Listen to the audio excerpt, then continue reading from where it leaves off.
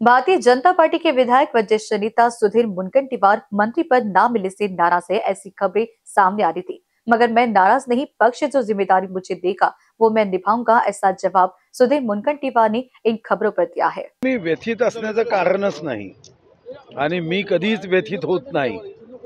जेही पद मला पक्ष देतो त्या पदासाठी मी काम करतो।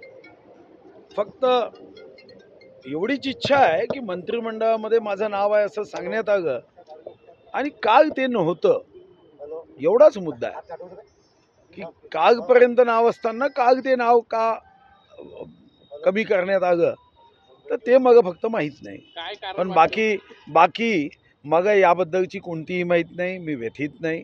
मंत्री म्हणून कॅबिनेटमध्ये मी गोरगरिबांचे विषय मांडायचो, आग्रहपूर्वक मांडायचो, आता विधानसभेत मांडतो।